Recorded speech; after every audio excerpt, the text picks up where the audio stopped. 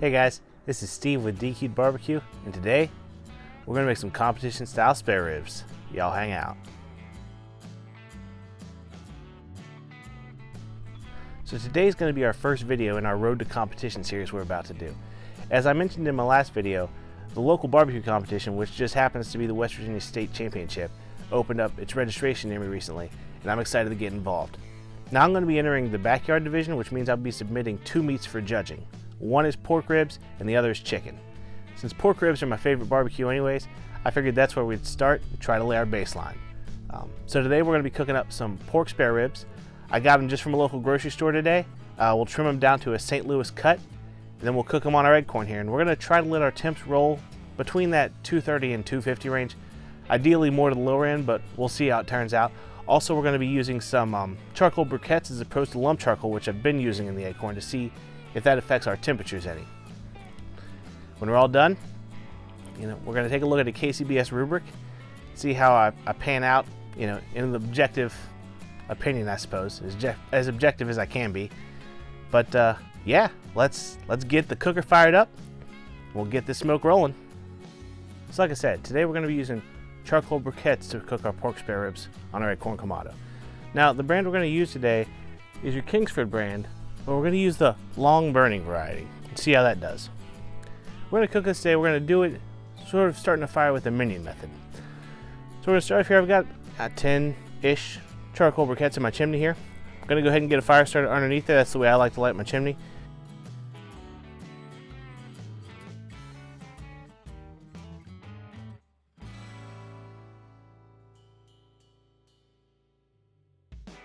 And then just move the chimney right over top of that. We're going to go ahead and fill the akorn up. I'm going to use about a half a bag of charcoal on today's cook because I'm not sure, how well this particular variety of charcoal is going to work. So let's just go ahead and make sure we got plenty in there. Like I said, about a half a bag. Now once our chimney pieces are ready and ashed over, we're going to go ahead and put those in. I'm going to put them right in the front of my firebox here. Just the thought being the air is going to come in, maybe push that fire to the back more than anything. We'll also go ahead and add a few chunks of apple smoke wood here. Then we go ahead and put our deflector in.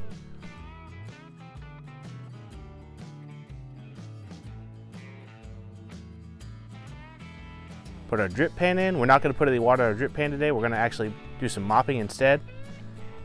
And then our grate. All right, while this gets up to temp, let's go ahead and get our ribs ready.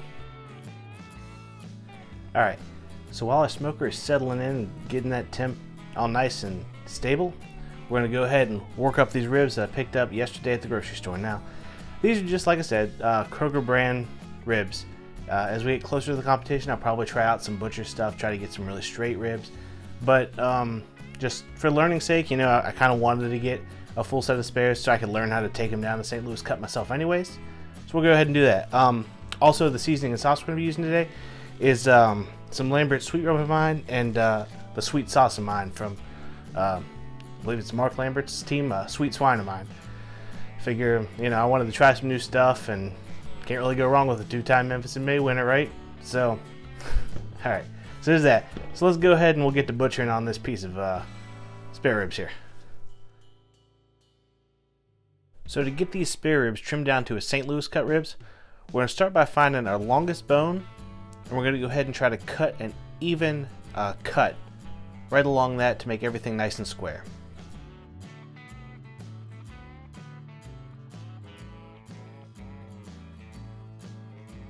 Now when you get this done, you're going to want your rib ends just be circles, no cartilage or weird shapes. Alright, next thing we're going to go ahead and trim is this meat flap right on the back where the membrane sort of meets everything else. We're going to go ahead and take that down as tight as we can. Now also what we're going to do is we're going to want to trim as much of the excess fat as we can. The fat will render, but that extra stuff, it's just hanging there. It's not good for presentation. Go ahead and take that off. I'm going to go ahead and try to take down as much on the top of these ribs as I can as well. Alright, now just like your baby backs, we're going to go ahead and pull the membrane. Unfortunately, this one's giving me a little bit of trouble, so this might take a minute. All right, there we go. St. Louis cut ribs. Now we're gonna go ahead and season them up. Now to season them, we're gonna do what we normally do here. A little bit of mustard. Gonna go ahead and hit it with our sweet rub of mine. Gonna make sure we get the sides as well as the top and bottom.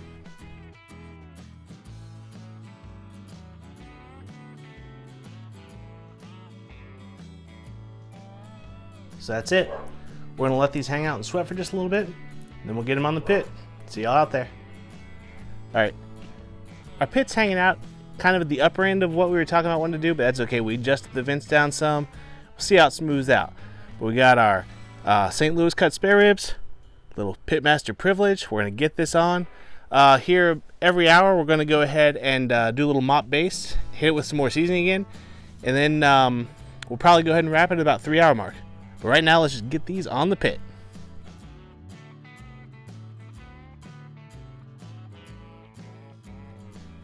Alright guys, we're right at that hour mark for our spare ribs. So I'm just going to open this up. I'm going to hit it with a little bit of mop. Now this is 1/8 cup barbecue sauce, 1/2 cup of apple cider vinegar, and 3/4 cup of apple juice. After we baste them, we're going to hit them off with a little bit more of the sweet rub of mine. Alright, let's get in here.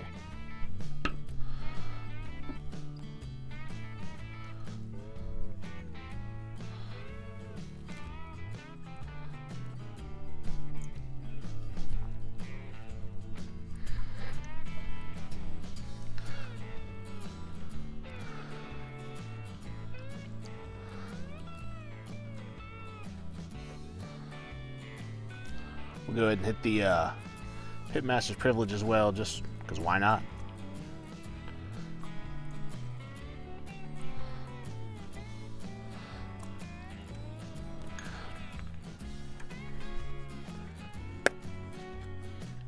And a little bit more rub.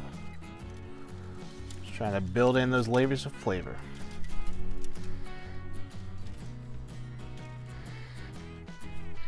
All right, put it to bed. We'll see in another hour. So our ribs have been out here on the smoker for 3 hours so far. We've already basted them and reseasoned them 2 times. Now we're going to go ahead, get them out, and get them wrapped up. All right, so before we get our ribs off the grill, you can see that I've already laid down my light brown sugar, some Parquet squeezed butter, and some agave nectar. Now I'm doing that because we're going to get these out and set up right next to the actual mixture right there. Now before we flip them meat side down, right on top of that, we're going to go ahead and we're going to hit it again with our baste. And we're going to hit it again with our rub.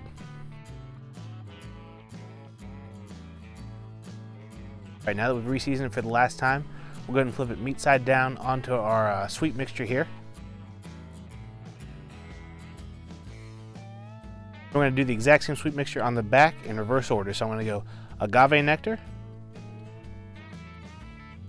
Parquet butter,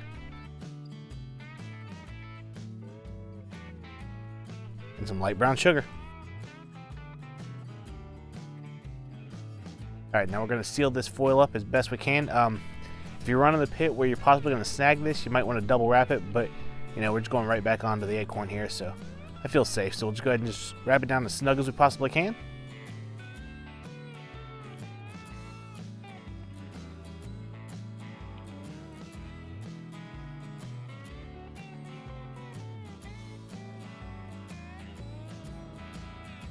Alright, back onto the pit. Now, we've been running between 240 and clear up to like 260.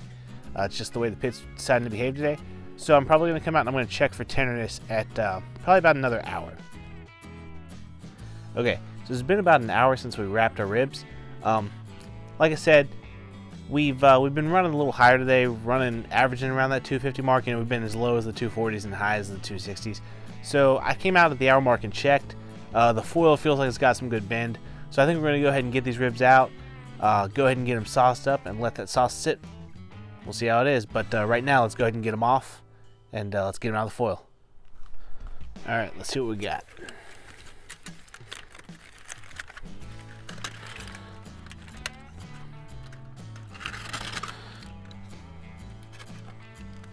That's a lot of exposure on those ribs. I might have overcooked these, just saying. But that's okay, we'll Go ahead and drain off the backside. I'm going to go ahead and sauce the backsides right here in the foil. And then when I get it back on the grate, I'll go ahead and sauce the front. So,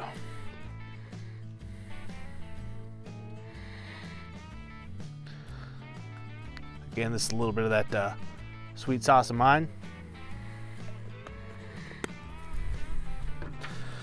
Go ahead and spread that love around.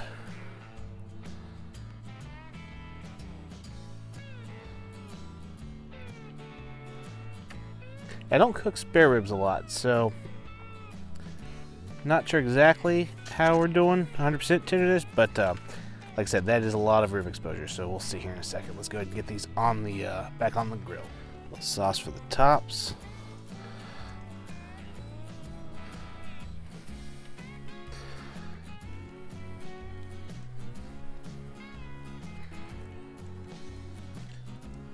You know, it's gonna have to wait till the cutting board to determine if this is too fall off the bone or not. But they sure look like good ribs. Alright, that's a quick 15 minutes, but let's take a look at these ribs.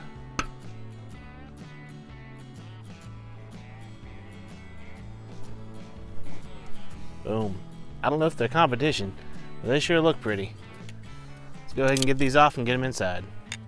Alright, so here we are at the end of a long day with the pit, trying to cook up some competition ribs. They've been sitting for a little while here.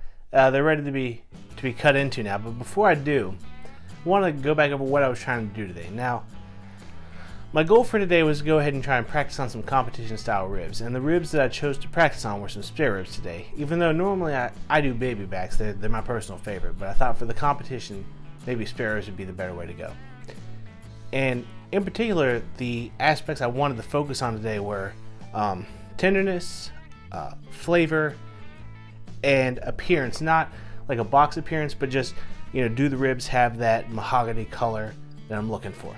And of course, you all can be the judge of it, but right now, just looking at it, I think I hit that mahogany color. I'm not sure if against this white cutting board, if it'll wash out some, but when it was on the grill, I definitely felt like I had the right color. As far as tenderness and taste go, there's only one way to find out. So let's get into this thing and see what we got. Alright, so here's our rack.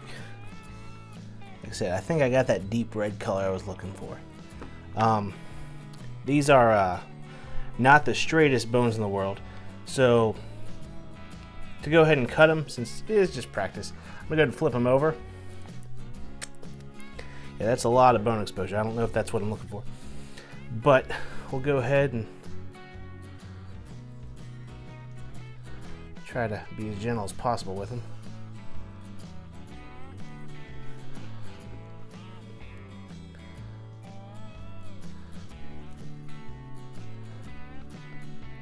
Yeah, just by feeling this, I'd say I missed it by not much, but just enough.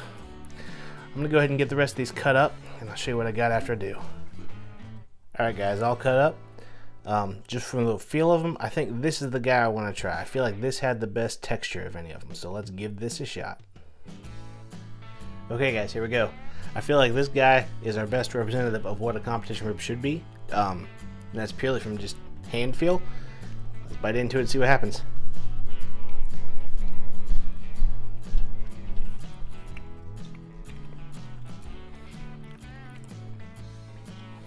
I think that's a pretty clean bite.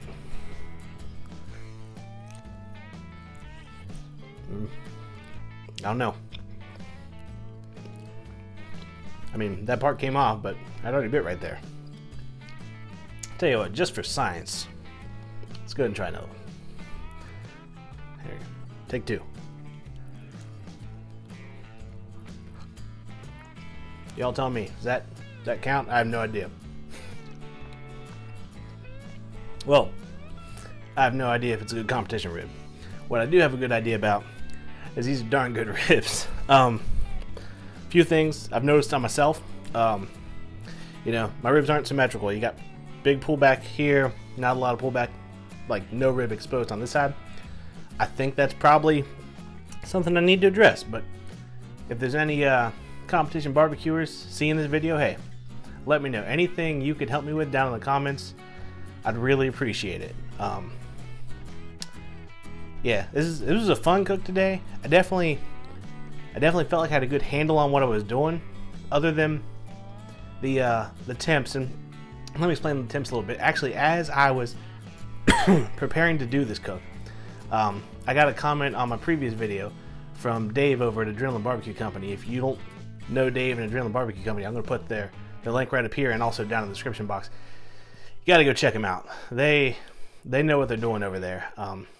They can help you have a good time with your grill. I mean, you know, those simple things people struggle with, they show you how to do them, and they do them really well. So, but anyways, Dave made a comment because I was talking about trying to keep my akorn at a lower temperature.